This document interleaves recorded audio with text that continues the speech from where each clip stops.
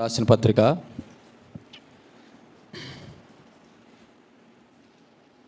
3వ అధ్యాయం. ఫిలిప్పీయులు రాసిన పత్రిక 3వ అధ్యాయము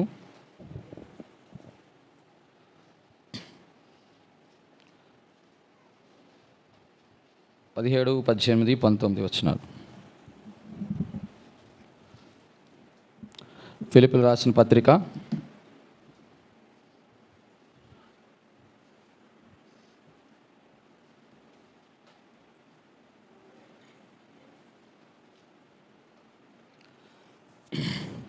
3వ అధ్యాయము 17, 18, 19 వచనాలు చదువుకుందాం.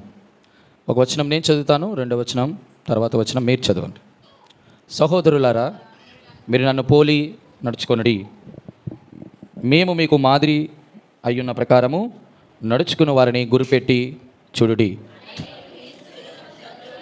కొనుచున్నారు వీరిని గురించి మీతో అనేక పర్యాయం చెప్పి ఇప్పుడును చెప్తున్నాను. 19వ వచనం మనమందరము కలిసి చదువుకుందాం. నాశనమే వారి అంతము, వారి కడుపే వారి దేవుడు.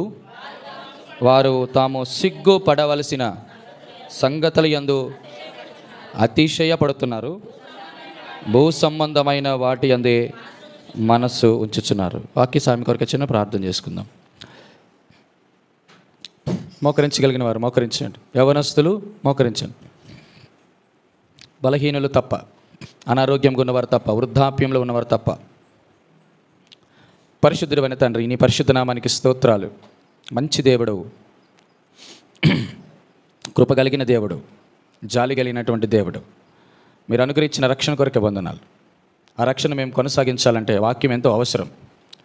ఆ వాక్యం ద్వారా మీరు మాట్లాడుతూ దినదినము ప్రభు మాకు పరిచర్య చేస్తూ వస్తున్న పరిశుద్ధాత్మదేవాన్ని మీకు వందనాలు. గత వారం నుంచి ఈ వారంలో మేము ఏ పరిస్థితుల గుండా వెళ్ళామో ప్రభు మీకు మరుగైనది ఏదీ లేదు. హృదయ అంతరంగంలోని హృదయ ఆలోచనలు, హృదయ ఊహలను కూడా మీరు ఎరిగిన దేవుడు అని నమ్ముతున్నాం. అది కేవలము నిజం, అదే నిజం. నిజమే ప్రభువా, మేము ఏది దాయాలనుకున్నా దాయలేము నాయన. మా రహస్య పాపముల సైతము నీ ముఖ కాంతిలో బయలుపడుతున్నాయి దేవా. నీ వాక్యం అనేటువంటి నీ ముఖ కాంతిలో నుంచి మా రహస్య పాపాలు మాకు తేటగా, సూటిగా, నేరుగా, దాటిగా, స్పష్టంగా, సరళంగా ప్రభా మాకు చూపించండి, కనికరించండి. యోగ్యమైన రీతిలో బలలో మేము పాల్గొనడానికి, చేయవేయటానికి, భాగం తీసుకోవటానికి నాయన మీ కృపను మాకు అనుగ్రహించకపోతే ప్రభా మేము దుష్టులము, దౌర్భాగ్యులము, ఎన్నికలేని వారము, అపవిత్రులుగా మిగిలిపోతాం ప్రభా. మేము పొందుకోవలసినటువంటి ప్రతిఫలాన్ని మేము పొందుకోకుండా ఈ లోకంలో విడవబడతాం ప్రభా. నీ రాజ్య నివాసులుగా, నిత్య జీవానికి వారసులుగా ప్రభా మీరు మమ్మల్ని చేసుకున్నారు. ఆ ప్రతిఫలాన్ని మేము అనుభవించకుండా ఏవైతే మాకు అడ్డంకులు ఉన్నాయో, ఆటంకములు ఉన్నాయో, అవరోధాలుగా ఉన్నాయో నాయన ఈరోజు సరి చేసుకొని బలలో యోగ్యమైన రీతిలో చేయవేయటానికి కృపను అనుగ్రహించి సహాయం చేయమని యేసుక్రీస్తు శ్రేష్టమైన నామమున ప్రార్థించి అడిగి వేడుకుంటున్నాం తండ్రి, ఆమేన్. ప్రియమైన వారలారా, ఇది కొంచెం కఠినమైన బోధ. ఎవరిని ఉద్దేశించి నేను చెప్పదలుచుకోలేదు కాబట్టి ఇది నాకే అంటే మనం తీసుకుందాం, నీది కాదు అంటే దేవునికి స్తోత్రం. అపోస్తలుడైన పౌలు తను రాసినటువంటి అన్ని పత్రికలలో కేవలం 3 విషయాల కొరకు ఏడ్చి రాశాడు. అపోస్తలుడైన పౌలు 3 సందర్భాల్లో ఆయన ఏడ్చినట్లు దేవుని వాక్యం సెలవిస్తుంది. కనీసం 2 చెప్తాను, మూడోది మీరు ఫైండ్ అవుట్ చేయండి. మొదటిది తన యొక్క, చెప్పండి, వెరీ గుడ్, ఎక్సలెంట్. ఎంత ఏడ్చాడంటే ఆఖరికి క్రీస్తుల నుండి వేరు చేయబడి నేను శాపగ్రస్తుని అవ్వడానికి కూడా ఇష్టపెట్టుకున్నాడు తన సహోదరుల రక్షణ నిమిత్తం. 2, మొదటిది సాల్వేషన్ గురించి, రెండోది ఇక్కడే చెప్పాడు ఫిలిప్పీయులు రాసిన పత్రికలో. చూడండి, అనేకులు క్రీస్తుకు సిలువ శత్రువులుగా నడుచుకున్నారు, వీరిని గురించి మీతో అనేక పరిమళలు చెప్పి ఇప్పుడును ఏడ్చుచూ చెప్తున్నాను. రెండవది సిలువకు శత్రువులు, దీని గురించి అపోస్తలుడైన పౌలు ఏడుస్తూ మాట్లాడాడు. మూడోది ఏంటి? మూడోది దేని కొరకు మీరు ఫైండ్ అవుట్ చేయండి, అందుకే నేను చెప్పాను. కాబట్టి ఇక్కడున్న కాంటెక్స్ట్ ప్రకారం మనం కొన్ని విషయాలు చూడటానికి ప్రయత్నం చేస్తాం. ఇక్కడ నాకు ఆకర్షించే విషయం ఏంటంటే అనేకులు, కొంతమంది అయితే బాగుండు, కానీ ఎంతమంది? అనేకులు దేనికి శత్రువులుగా? క్రీస్తు సిలువకు శత్రువులుగా. అమ్మో, మారుతున్నారా? నడుచుకుంటున్నారా? ఇంతకీ అనేకులు అన్న మాట అన్నారు కదా, ఎవరు ఈ అనేకులు అంటే వారికి 4 లక్షణాలు ఉంటాయట. సిలువకు శత్రువులుగా మారే వారిలో 4 లక్షణాలు కనబడతాయి. మొట్టమొదటిది వారి నెంబర్ 19 వచనం అందరం చదువుదాం. మొదటిది ఏంటి? వారు ఎటువంటి వారట? నాశనమే వారి అంతము. బాగా గమనించండి. అంటే ఇది ఏం జ్ఞాపకం చేస్తుందంటే వారు ఎప్పటికైనా పతనం అయిపోతారు. బాగా గమనించండి, పతనం అయిపోతారు. క్రీస్తుకు ఆయన యొక్క సిలువకు వ్యతిరేకంగా విరోధులుగా ఉన్నటువంటి ప్రతి ఒక్కరు, శత్రువులుగా ఉన్నటువంటి వారందరూ కూడా వారి నాశనం అనగా పతనం అయిపోతారు. రెండవది వారి కడుపే దేవుడు. అంటే వారి కడుపే వారి దేవుడు అంటే వీళ్ళు ప్రతిష్ఠిత కలిగిన వారు.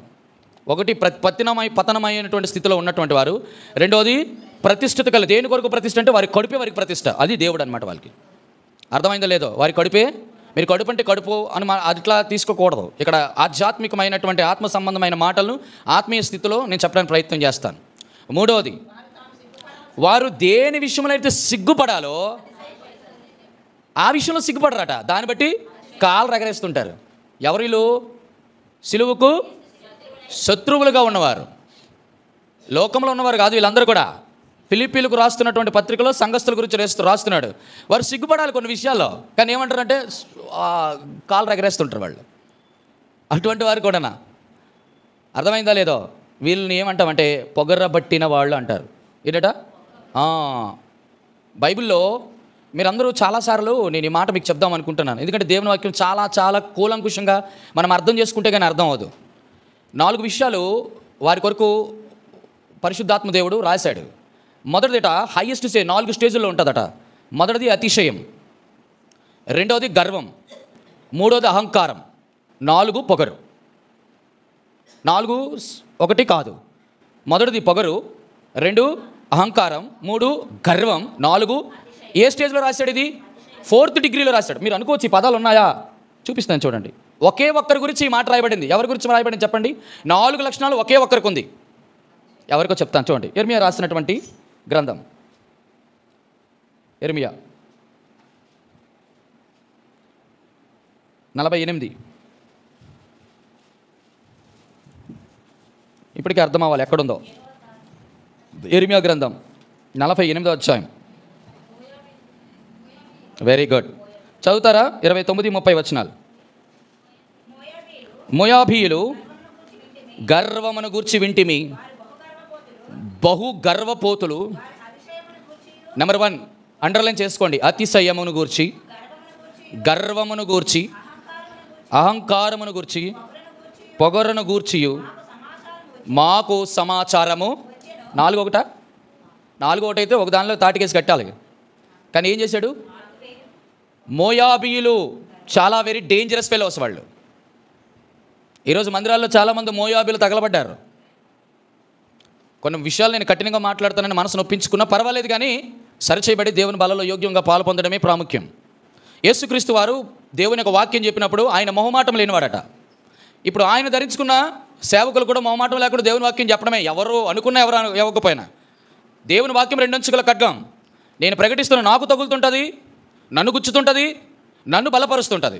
అలా విన్నవాళ్ళు మీకు కూడా. కాబట్టి ఇది నా కొరకు అయితే తీసుకుందాం, అది కాదంటే వదిలేద్దాం. దేవునికి మహిమ. ఆ విషయంలో మనం కరెక్ట్గా ఉన్నామని అర్థం. కాబట్టి రెండవది నాశనమే వారంతా. మొదటి గుంపు ఎవరు? వీళ్ళు పతనమైనటువంటి వారు. రెండవది ఎవరు? వారి కడుపు వారి ప్రతిష్ఠిత కలిగిన వారు. దేవుని కొరకు ప్రతిష్ఠ కాదు, వారి కడుపే వారి దేవుడు. మూడోది ఏంటి? ఏ విషయంలో సిగ్గుపడాలో ఆ విషయంలో సిగ్గుపడరట.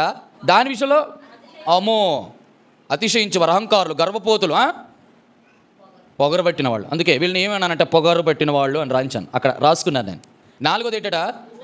భూ సంబంధమైన వాటి. అంటే అర్థం ఏంటి? మొదటిది పతనమైనటువంటి వారు, 2 ప్రతిష్ఠిత కలిగిన వారు, 3 5 భూ సంబంధమైన వాటినే. అంటే అర్థం ఏంటి? భూ సంబంధమైన వారు అంటే దానికే ప్రాధాన్యత ఇస్తారు. దేనికి ప్రాధాన్యత ఎవరు? వాళ్ళకి భూ సంబంధమైన ఉంటే చాలు. 4 విషయాలు అలా జ్ఞాపకం చేస్తాం. ఏంటి? పతనమైనటువంటి వారు, ప్రతిష్ఠిత కలిగిన వారు, 2 పొగరతో చలామణి అవుతున్న వారు, 4 దానికి ప్రాధాన్యత. భూ సంబంధమైన వాటికే ప్రాధాన్యత, పర సంబంధమైన వాటికి ప్రాధాన్యత ఉండదు వారి జీవితాల్లో. వారు ఎన్ని సంవత్సరాలు దేవుని మందిరికి వచ్చినా వారి జీవితంలో ఎప్పుడూ సిలువకు శత్రువులే. పైనుంచి కిందకి రాశాడు, కానీ అపోస్తలుడైన పౌలు పైనుంచి ఎందుకు రాశాడు నేను ఆలోచన చేశాను. పైనుంచి కిందకి రాశాడు, కానీ యాక్చువల్గా మనం ధ్యానించాల్సిన కింద నుంచి పైకి వెళ్ళాలి.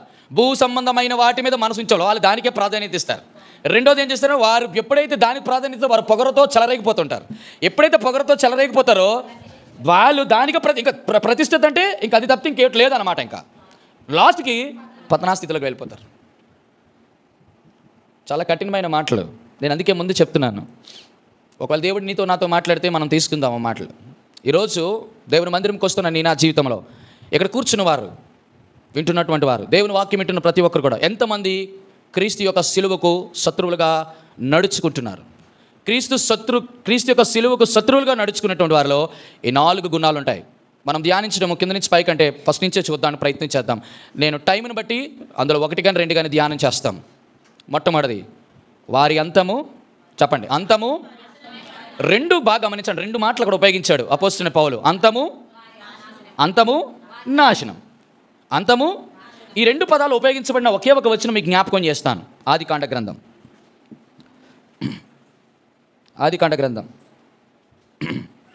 6వ అధ్యాయం 13వ వచనం. ఆదికాండ గ్రంథం 6వ అధ్యాయం 13వ వచనం.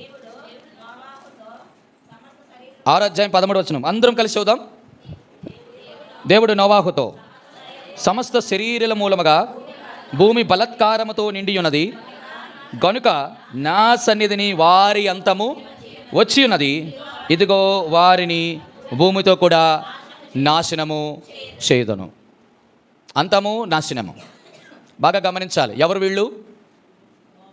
చదవండి మళ్ళీ. సమస్త శరీరులు మూలముగా భూమి బలత్కారముతో నిండి ఉన్నది గనుక నా సన్నిధిని వారి అంతము వచ్చి ఉన్నది, ఇదిగో వారిని భూమితో కూడా నాశనము చేయుదును. ఎందుకు దేవుడు సమస్త శరీరులు గురించి ఈ మాట రాసినాడు, అంతము వారి నాశనం అని అంటే? వారి కేవలము దేవుని దృష్టిలో 3 రకాలైన విషయాల్లో చాలా ప్రాబ్లం క్రియేట్ చేశారు వాళ్ళు. సిలువకు శత్రువులుగా ఉన్నటువంటి వీరు చూడండి, ఆత్మ సంబంధమైన విషయాలు మనం జాగ్రత్తగా గమనించాలి. ప్రతి ఒక్కరు నాశనం అవడానికి, దేవుని సన్నిధిని వారి అంతం రావడానికి కారణం 3 విషయాలు మీకు చెప్తాను, బాగా గమనించండి. ఆదికాండ గ్రంథం 6వ అధ్యాయం. ఆదికాండ గ్రంథం 6వ అధ్యాయం 2వ వచనం. దేవుని కుమారులు నరుల కుమార్తెలు చక్కని వారని చూచి. చాలు, దేవుని కుమారులు నరుల కుమార్తెలు చక్కని వారని చూచారు. ఇది మొదటి మాట జ్ఞాపకం చేస్తున్నాను. రండి 12వ వచనం. దేవుడు భూలోకమును చూచినప్పుడు. రెండోది చెడిపోయిన వారు. మూడోది భూమి మీద సమస్త శరీరులు తమ మార్గములను చెరిపివేసుకున్నవారు. ఎందుకు దేవాది దేవుని యొక్క అంతము వారి నాశనానికి కారణమైంది అంటే 3 కారణాలు చెప్పాడు. మొదటిది వారు చూచినవారు, 2 వారు చెడిపోయినవారు, 3 వారు చెరిపేసుకున్నవారు. ఎవరైతే చూచి చెడిపోయి చెరిపేసుకుంటారో వారి అంతము వారి నాశనానికి ఆరంభమవుతుంది. వాళ్ళే సిలువకు శత్రువులు. సిలువ అంటే మనకు అర్థం, నేను 3 విషయాలు ఇప్పుడు చెప్తుంటాను. సిలువ అంటే శ్రమలు, సఫరింగ్స్. సిలువ అంటే నిందలు, స్ట్రగుల్స్. సిలువ అంటే మరణము, స్లెయిన్. కాబట్టి 3 రకాలు బాగా గమనించండి. సిలువ అంటే శ్రమలు, సిలువ అంటే అవమానములు, సిలువ అంటే ఈ 3 వాళ్ళకి అవసరం లేదు. యేసుప్రభుని నమ్ముకుంటాం, యేసుప్రభు ద్వారా పొందినటువంటి ప్రతి భాగ్యాలు పొందుకుంటాం, బాధ్యతలు తీసుకుంటాం, దేవుని దగ్గర నుంచి బహుమానాలు పొందుకుంటాం, దేవుని దగ్గర భోజనము చేస్తాం. కానీ విచిత్రం ఏంటంటే దేవుని కొరకు భరోసాగా నిలబడం. మరొకసారి చెప్పనా, దేవుడి నుంచి భాగ్యాలు పొందుతాం, దేవునితో బంధం కలిగి ఉంటాం, దేవుని యొక్క బహుమానాలు తీసుకుంటాం, దేవునితో భోజనము చేస్తాం, కానీ దేవుని యొక్క భరోసా మాత్రం తీసుకోం, దేవుని యొక్క బాధ్యతలను కూడా మన మీద వేసుకోం. ఇటువంటి వారు ఎవరంటే సిలువకు శత్రువులు. మీకు అర్థమైంది నేను చెప్పిన మాటలు? ఏమో మన జీవితంలో దేవుని బట్టి ఎన్ని భాగ్యాలు పొందాం, అందరం దేవుని నుంచి ఎన్ని యొక్క బహుమానాలు పొందాం, దేవుని నుంచి ఎన్ని భోజనాలు చేస్తాం, భోజనం అంటే ఆయనతో సహవాసం. ఇన్ని చేసి కూడా దేవుని యొక్క బాధ్యతలు తీసుకోం, దేవునితో చెప్పండి భరోసా కూడా. భరోసా అంటే ఏంటి? ప్రభా నేను నీకున్నాను అనేటువంటి భరోసా కూడా దేవునికి ఇవ్వలేం. అటువంటి వారందరూ సిలువకు శత్రువులే. కాబట్టి ఇక్కడ అంటున్నారు, ఎవరు సిలువకు శత్రువులు అంటే మొదట చూచిన వారు, 2 చెడిపోయిన వారు, 3వది చెరిపేసుకున్నవారు. ఎందుకు? మొదటిది ఏం చూశారు వీళ్ళు? దేవుని కుమారులు నరుల కుమార్తెలు చక్కని వారిని చూచి వారు మనసుకు వచ్చిన వారితో చెప్పండి వీరిని ఏమంటారంటే ప్రతిష్ఠిత లేని వారు. ఎందుకు ప్రతిష్ఠిత లేదు? నెహెమ్యా గ్రంథం తీయండి. 13:23. నెహెమ్యా గ్రంథం 13:23. ఆ దినములలో అష్టోదు, అమ్మోను, మోయాబు సంబంధులైన స్త్రీలను వివాహము చేసుకొని కొందరు యూదులు నాకు అయ్యో. ఎజ్రా చెప్తున్నాడు మాట, ఏమంటున్నాడు? ఏ దినముల అదేమైనా దినాలు, ఏ దినాల దినాలు, అటువంటి భయంకరమైన దినాలలో ఏమనుంది ఇక్కడ? అష్టోదు, అమ్మోను, మోయాబు సంబంధులైన స్త్రీలను వివాహము చేసుకున్నారు. వివాహము చేసుకున్నారు అక్కడ. అంటే దాని అర్థం ఏంటి? ఎవరిని చేసుకోవాలో వారిని చేసుకోవట్లేదు, ఎవరిని వివాహం చేసుకోవాలో వారిని చేసుకోవట్లేదు. ఎవరిని చేసుకున్నారు? అష్టోదు, అమ్మో అన్నటువంటి మోయాబు దేవతలను సేవిస్తున్నటువంటి స్త్రీలు, వీరు మోయాబీయులు. ఈ మోయాబీ స్త్రీలు ఎటువంటి వారో తెలుసా అండి? ఎటువంటి స్త్రీలో తెలుసా? మహాభయంకరమైనటువంటి స్త్రీలు వీళ్ళు. వీళ్ళను చూశారు వీళ్ళు. ఆ రోజుల్లో ఎలాగున్నారు? భయంకరంగా ఉన్నారు. ఎవరు చూశారు? దేవుని కుమారులు చూశారు. అది భయంకరమైన పరిస్థితి. ఎలా చూశారు? సంఖ్యాకాండ గ్రంథం తీయండి. సంఖ్యాకాండం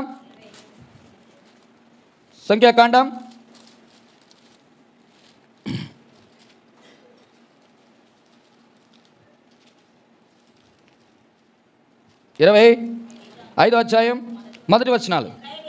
ఇశ్రాయేలీలు షిత్తీములో దిగి ఉండగా ప్రజలు మోయాబు రాండ్రుతో వ్యభిచారము చేయసాగిరి. ఆ స్త్రీలు తమ దేవతలు బయలుకు ప్రజలకు పిలవగా వీరు భోజనము చేసి వారి దేవతలకు నమస్కారం చేసిరి. అట్లు ఇశ్రాయేలు బయలు పువ్వులతో కలుసుకున్నందున వారి మీద యెహోవా కోపము రగులుకొని. ఎందుకు దేవుని యొక్క అంతం వారి నాశనానికి ఆరంభమైందంటే కారణం ఒకటి, చూచుట ద్వారా. ఎవరిని చూచారు? దేవుని కుమారులు దేవుని బిడ్డలను చూడాలా, దేవుని కుమారులు దేవుని బిడ్డలను వివాహం చేసుకోవాలా, దేవుని బిడ్డలు దేవుని బిడ్డలతో సహవాసం చేయాలా, దేవుని బిడ్డలు దేవునితోనే కలిసి ఉండాలా. కానీ ఈ వీళ్ళు ఏం చేశారు? మోయాబీయులు. ఎటువంటి వారిలో? అతిశయులు. ఎవరు వీళ్ళు? గర్వపోతులు. ఎవరు వీళ్ళు? అహంకారులు. ఎవరు వీళ్ళు? పొగరబెట్టిన వారు. అటువంటి వారు. అసలు వీళ్ళు పక్కన నెట్టాలి. ఎంతో సౌమ్యంగా ఉన్నటువంటి వారిని వివాహం చేసుకోవాలి. వీరికి ఎవరు కావాలట? వాళ్ళే కావాలి. ఎందుకో తెలుసా? వారితో వ్యభిచారం చేయడం వారికి ఇష్టం, వారి దేవతలకు నమస్కారం చేయడం వారికి ఇష్టం. ఏమిటి వ్యభిచారం? ఏమిటి దేవతలు? వారు బయల్పూయూరు. ఎవరు? ఇంతకు బయల్పూయూరు అంటే ఎవరో? ఆ మాట చెప్తే మనకి మహాభయంకరం. ఆ వచనం చూపించకుండా మీకు ఉండకూడదు, ఖచ్చితంగా చూపించాలి. రండి, ఆ మాట మీకు జ్ఞాపకం చేస్తాను. హోషేయ గ్రంథం 9వ అధ్యాయం 10వ వచనం. హోషేయ గ్రంథం 9:10. త్వరగా చదవండి, సమయం లేదు. అరణ్యములో దొరికిరి, దొరికినట్లు దొరికిరి. అయితే వారు బయల్పు యోరనొద్దకు వచ్చి, అది అందరూ అండర్లెచ్చండి, ఆ లజ్జాకరమైన దేవతకు తమ్మును తాము అప్పగించుకున్నారు. చాలు. ఎవరు ఈ బయల్పూరు? కలిసిపోయారట. ఎవరు? ఇశ్రాయేలీయులు. ఎంత పవిత్రులు, ఎంత ప్రతిష్ఠులు, ప్రభు కొరకు బతకవలసిన వాళ్ళు ఏమైపోయారంటే బయల్పూర్ అనేటువంటి లజ్జాకరమైనటువంటి దేవతకి తమను తాము అప్పగించుకున్న తర్వాత ఏమవుతుందో తెలుసా? ఊరుకోదు. ఆ బయల్పూర్ దేవత ఏం చేస్తుందో తెలుసా? 25వ అధ్యాయము 25:3 వచనం.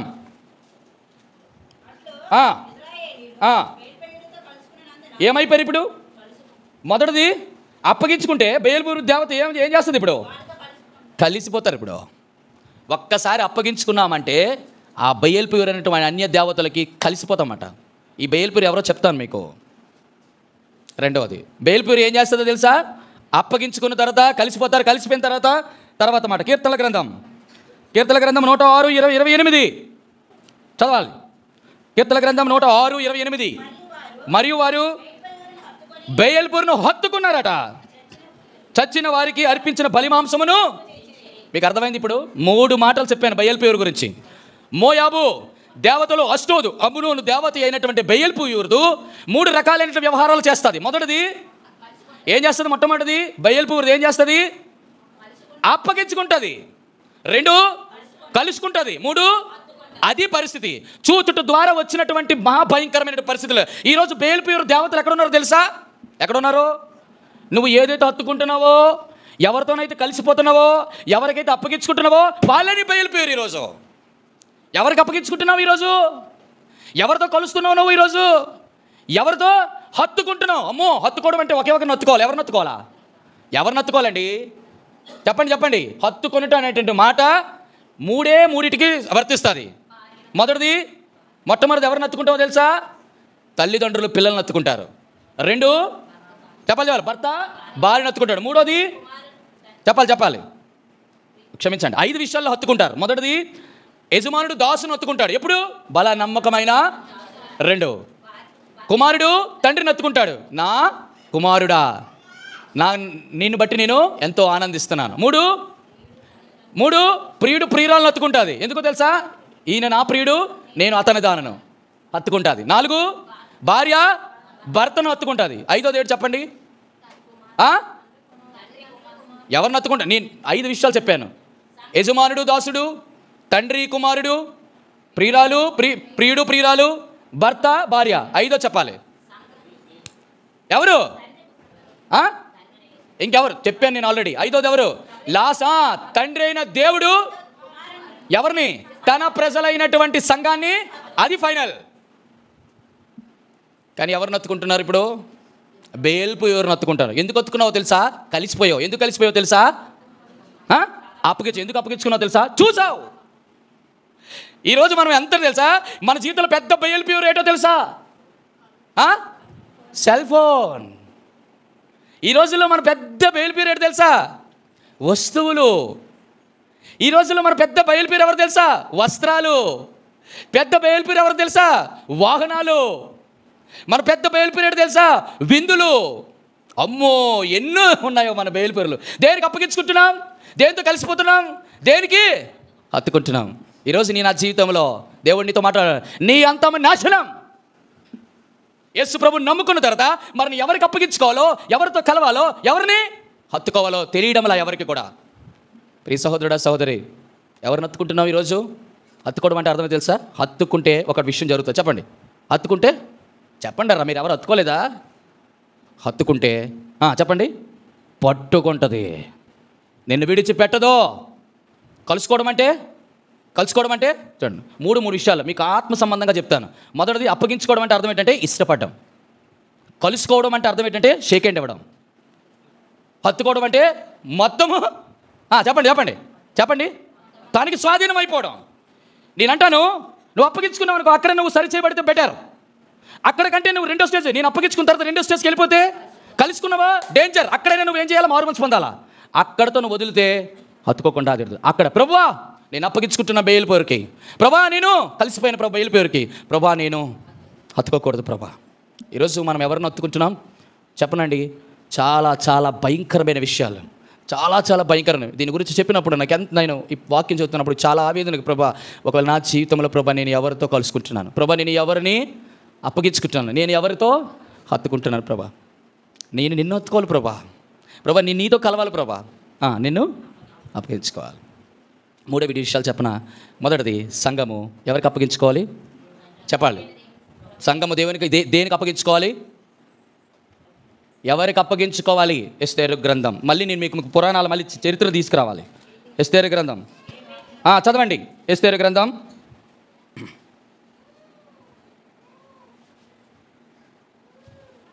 2వ అధ్యాయం 3వ వచనం. అందు నిమిత్తము సౌందర్యవతులైన కన్యలందరికీ చేర్చి చాలు. దేనికి అప్పగించుకోవాలా? సంఘము ఎవరికి అప్పగించాలా? పరిశుద్ధాత్మ దేవునికి అప్పగించుకోవాలా ఫస్ట్ ఆఫ్ ఆల్. మరి దేనితో కలవాలా? సంఘము ఎవరితో కలవాలి? ఎవరితో కలవాలరా? దేనితో కలవాలి? పరిశుద్ధాత్మకు అప్పగించుకున్నారు. 2వది, ప్రభువైన యేసుక్రీస్తు వారిని కలుసుకోవాలి. ఎక్కడ కలవాలి? ఎప్పుడు కలవాలి? మధ్యాకాశంలో కలవాలి. 3వది, ఎక్కడ ఎత్తుకోవాలి? వివాహము టైంలో. ఎంత అద్భుతమండి! దేవుడు ఎంత అద్భుతంగా రాస్తాడో. మనం పరిశుద్ధాత్మ దేవునికి అప్పగించుకుంటే పరిశుద్ధాత్ముడు చెప్పినట్లు నడిపిస్తాడు. ఎందుకని అన్నారు కదా, వారు ఏమన్నాడు? మీరు అనేకులు క్రీస్తుకు సిలువుకి శత్రువులుగా నడుచుకొనుచున్నారు. ఒకవేళ పరిశుద్ధాత్మ దేవునికి అప్పగించుకుంటే ఆత్మ చేత మనం ఏం చేస్తాం? నడిపించబడతాం. పరిశుద్ధాత్మకు అప్పగించుకోవడం అంటే అంత ఆసమిషి కాదు. పరిశుద్ధాత్మ దేవుడు నడిపిస్తాడు మనల్ని. ఎలా నడిపిస్తాడో తెలుసా? మొట్టమొదటిది, దేవుని కుమారులు, నరుల కుమారులు చక్కని వారని చూస్తారు కదా, చూపును మొట్టమొదటిగా చీకటమయం చేస్తాడు. ఆ చీకటమయం ఎప్పుడు వస్తుందంటే దేవుని వాక్యం హృదయంలో పరిశుద్ధాత్మ దేవుడు జ్ఞాపకం చేస్తాడు. నేను అదే చెప్తాను ప్రతిసారి కూడా. దేవుని వాక్యము మనలో ఉంటే పాపము చేయడానికి చాలా చాలా చాలా చాలా కష్టం. ఒకవేళ దేవుని వాక్యం మనలో లేదనుకోండి, అది చాలా ఈజీగా చేస్తాం. మనం అనుకుంటాం ఘోరమైన పాపాలు ఏమి చేసేస్తామని. మీరందరూ మనం అందరూ పెద్ద పెద్ద తప్పులు చేయక్కర్లా. దేవుడికి చిన్నది కూడా పెద్దదిలాగా కనబడుతుంది, ఎందుకంటే దేవుని బిడ్డలం కాబట్టి మొట్టమొదటిది చూచిన వారు. మనం ఏం చూస్తున్నామో మనం జాగ్రత్తగా చూసుకోవాలి. ఎవరిని చూస్తున్నాం? ఒకవేళ దేవుని కుమారులు, నరులు, కుమార్తెలు చక్కని వారని చూస్తే రెండో స్టేజ్ ఏంటో తెలుసా? చెడిపోతారు. ఎక్కడ మనుషులు ఎందుకు చెడిపోతారు? చూచుట ద్వారా 3 రకాలైన వ్యవహారాలు వచ్చాయి. మరి చెడిపోవడం ద్వారా 3 రకాలైనటువంటి ప్రమాదాలు ఉన్నాయి. చెడిపోవడం ఏం చెడిపోవడం? దేవుడు 3 చూస్తాడు. హృదయం చెడిపోయింది, తలంపులు చెడిపోయాయి, ఊహలు చెడిపోయాయి. అక్కడ రాయబడితే వచ్చింది ఆదికాండ గ్రంథం 6వ అధ్యాయంలో. చూడండి, ఇప్పుడు దేవుడు చూస్తాడు వీళ్ళు బాగున్నారా చెడిపోయారని. చూడండి 6వ అధ్యాయం, నరుల చరితనము 5వ వచనం. గొప్పదని వారి హృదయం యొక్క తలంపులలోని ఊహ అంతే కేవలము. మీరు వినండి దేవుని వాక్యం. డోంట్ డిస్టర్బ్ నిసి జాయ్సీ గో. దేవుడు హృదయం గమనిస్తాడు, మన తలంపులు గమనిస్తాడు, మన ఊహలు గమనిస్తాడు. మనం ఇక్కడ అందరం కూడా ఏ స్టేజ్లో ఉన్నామో నేను అనుకుంటాను, ప్రభువా ఊహల వరకు వెళ్ళొద్దు కానీ నా హృదయాన్ని ముందు పరీక్షించు ప్రభా. ఎందుకంటే హృదయం అన్నిటికంటే మోసకరమైంది, అది ఘోరమైన అమ్మో వ్యాధి. అంటే దాన్ని బాగు చేయాలా, దాన్ని గ్రహించగలిగిన వాడే వచ్చాడు. ఉదాహరణకి హృదయాన్ని ఇప్పుడు చూడండి, చాలామంది గుండెకు ఆపరేషన్ చేయడానికి బోల్డ్ రకాలైనటువంటి మిషనరీ వచ్చింది, డాక్టర్స్ వచ్చారు. కానీ మరి అదేంటి ఇంతవరకు కూడా హృదయాన్ని పరిశీలన చేసి దాన్ని బాగు చేసేవాడు ఎవరు కనబడలేదు. కాబట్టి నీకు ఎవరైనా ఉంటే చెప్పండి, అడ్రస్ ఉంటే నాకు ఇవ్వండి, హృదయాన్ని బాగు చేసేవాళ్ళు. ఎక్సెప్ట్ జీసస్ క్రైస్ట్, యేసు ప్రభు తప్ప. ఏమా పెందుర్తులు గట్ట ఎక్కడ కనబడ్డారా హృదయాన్ని బాగు చేసిన వాళ్ళు? హృదయాన్ని బాగు చేసేవాడు. ఇక్కడ బల్ల దగ్గరికి వచ్చినప్పుడు దేవుడు నాకు జ్ఞాపకం చేస్తున్నమాట, మన హృదయము దేవుని ఎదుట దోషారోపణ చేయకుండా మన హృదయము దేవునితో సమ్మత పరుచుకోవాలి. కాబట్టి మొట్టమొదటిది చూచిన వారు 3 అటువంటి ప్రమాదాలు ఉన్నారు, చెడిపోయిన వారు 3 పతనములు ఉన్నారు. ఏంటి? హృదయం, తలంపులు, ఊహలు. చాలా సింపుల్. ఈరోజు చాలామంది ఏంటి తెలుసా, ఊహలు ఎక్కడ స్టార్ట్ అవుతాయి చెప్పండి? ఊహలో ఎక్కడ స్టార్ట్ అవుతుంది తెలుసా? మనసులో ఎన్ని ఊహలో. ఏ ఊహలో? దేవుని గురించి ఊహలో ఏం కాదు, తలంపులలో చెడిపోయినటువంటి. హెబ్రీలు రాసిన పత్రిక అనుకుంటాను, చూడండి నాకు జ్ఞాపకం వస్తుంది ఆ మాట. హెబ్రీలు రాసిన పత్రిక ఆ మాట కూడా ఇంకా చాలా యాంప్లిఫై చేసి ఎవరు మన అపోస్తలుడైన పౌలు గారు చాలా చక్కగా రాశారు.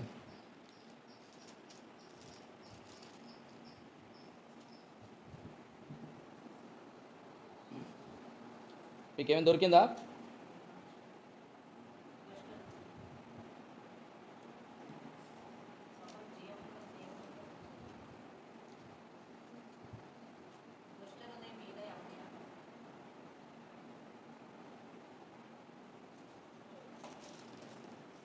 అద్భుతమైన వచనమండి అది. చూడండి,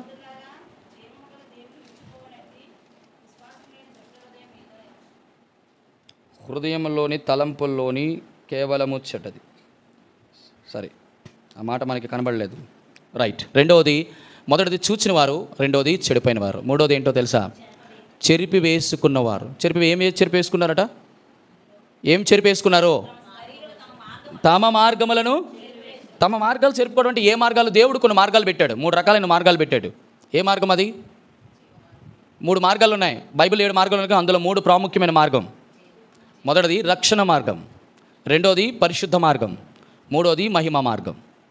బైబిల్లో ఉన్నాయి కానీ చెప్పడానికి సమయం లేదు కాబట్టి చూచిన వారు, చెడిపోయిన వారు చెరిపేసుకున్నారు.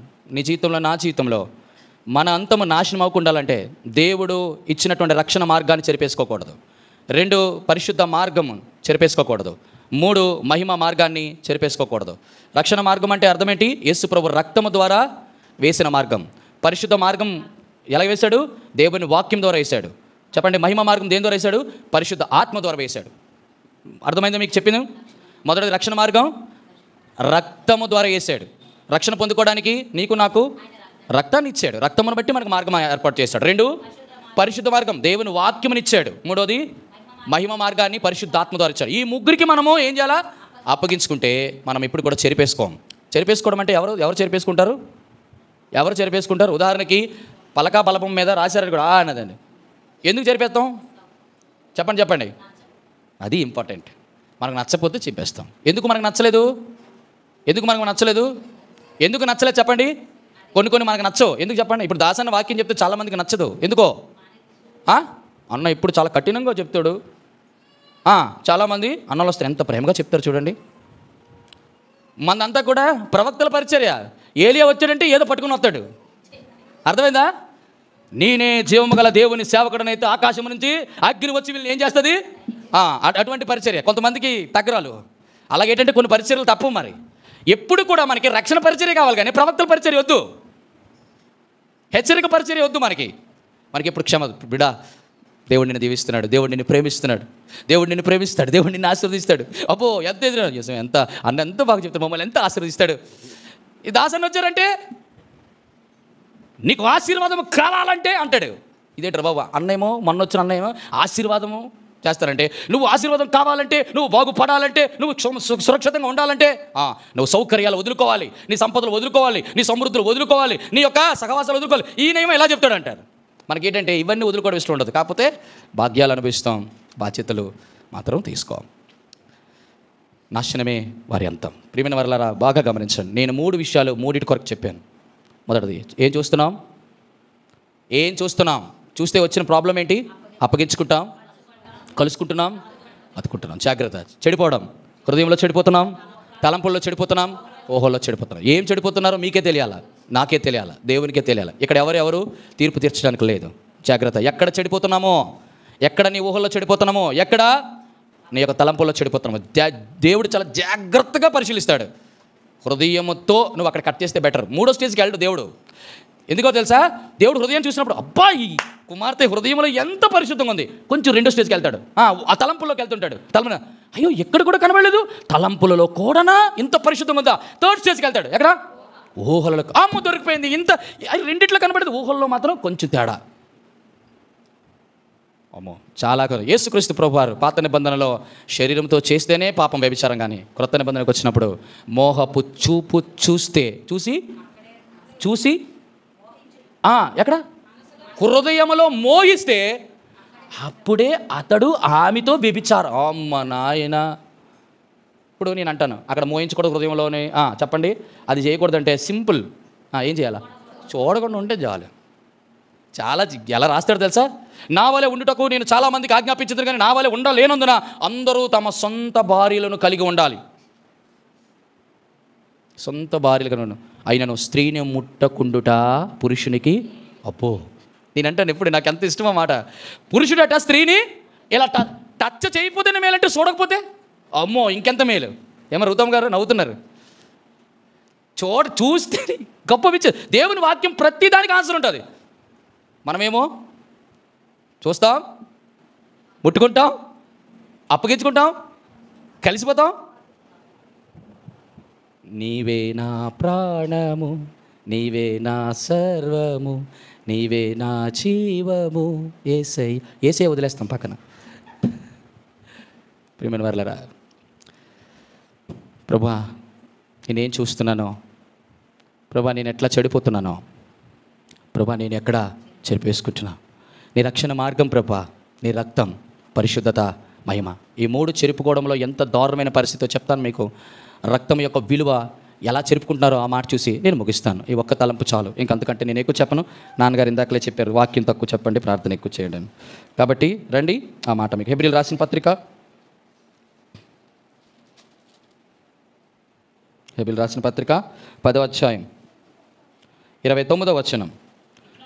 ఇట్లు ఉండగా దేవుని కుమారుని పాదములతో త్రొక్కి తాను పరిశుద్ధపరచబడుటకు సాధనమైన నిబంధన రక్తమును అపవిత్రమైనదిగా ఎంచి కృపకు మూలమగు ఆత్మను తిరస్కరించువాడు ఎంత ఎక్కువైన దండనకు పాత్రుడుగా ఎంచబడినని అంతము వారి నాశనం అంటే ఇదే. అంతము వారి నాశనం అంటే ఇదే. 3 రకాలైన వ్యక్తులు ఉన్నారు ఇక్కడ. ఇట్లుండగా దేవుని కుమారుని పాదములతో త్రొక్కి. అమ్మ నాయనా, చెల్లెలారా మీకు అర్థమవుతుందా ఇక్కడ మాట? దేవుని యొక్క కుమారుడు అంటే యేసుక్రీస్తు ప్రభువారు. ఎవరైతే నీ కొరకు తను తగ్గించుకుని మహిమను వదులుకొని నీ కొరకు రిక్తుడుగా, దాసుడుగా మారిపోయాడో ఆ వ్యక్తిని ఏం చేస్తున్నావట నువ్వు? అమ్మ నాయన, అమ్మ మీకేమైనా భయం అనిపించలేదా? ఆ మాట చదవడానికి గుండు పగిలిపోతుంటుంది. పాదములతో త్రొక్కి. రెండోది పరిశుద్ధపరచబడుటకు సాధనమైన నిబంధన రక్తమును, ఈ రక్తము అపవిత్రం. అమ్మో, ఆ మాట మాట్లాడడానికి ఎంత ధైర్యం చేయాలా? యేసుక్రీస్తు గొర్రె పిల్ల వంటి నిర్దోషమైన నిష్కలంకమైన అమూల్యమైన రక్తము చేత మీరు విమోచింపబడ్డారు. అటువంటి రక్తాన్నట ఏమన్నాడు? అపవిత్రంగా ఎంచుతున్నారట. అమ్మ నాయన, these are people are the deciding factors. Decide చేస్తారు. మూడోది ఏంటో తెలుసా? ఏ కృప అయితే దేవుడు నీకు అనుగ్రహిస్తున్నాడో ఆ కృపకు మూలమగు ఆత్మను, అమ్మో ప్రియమైన వారలారా, పాదములతో త్రొక్కేవారుగా ఉన్నామా? అపవిత్రముగా ఎంచేవారుగా ఉన్నామా? తిరస్కరించేవారుగా ఉన్నాం. దేవుని ఆత్మను తిరస్కరించొద్దు. దేవుని ఆత్మ దేనికంటే నీకు దేవుడు కృప అనుగ్రహిస్తున్నాడు. ఈ రోజు కాకపోయినా రేపు, రేపు కాకపోతే ఎల్లుండి, ఎల్లుండి కాకపోతే అవతలనాడు. నా కుమారుడు నా కృపకు ఏం చేస్తారు? నా కృపకు అర్హుడుగా ఎంచాలని నా ఆశ. అందుకే నేను సహిస్తున్నాను, అందుకే దీర్ఘ శాంతము చూపిస్తున్నాను, అందుకే నా అనుగ్రహ ఐశ్వర్యం అంతా నీకు వెయిట్ చేస్తున్నాను. ప్రియ సహోదరుడా, సహోదరి, దేవుడు నీతో నాతో మాట్లాడుతున్న మాట ఏంటో తెలుసా? దేవుని కుమారుడి పాదములతో ఎందుకు రొక్కుతున్నావు? కృపకు మూలముకు ఆత్మను ఎందుకు తిరస్కరిస్తున్నావు? ఎందుకు అపవిత్రమైనదిగా నిబంధనమైన రక్తాన్ని అపవిత్రం ఎందుకు ఎంచుతున్నావు అంటే కారణం ఒకటే.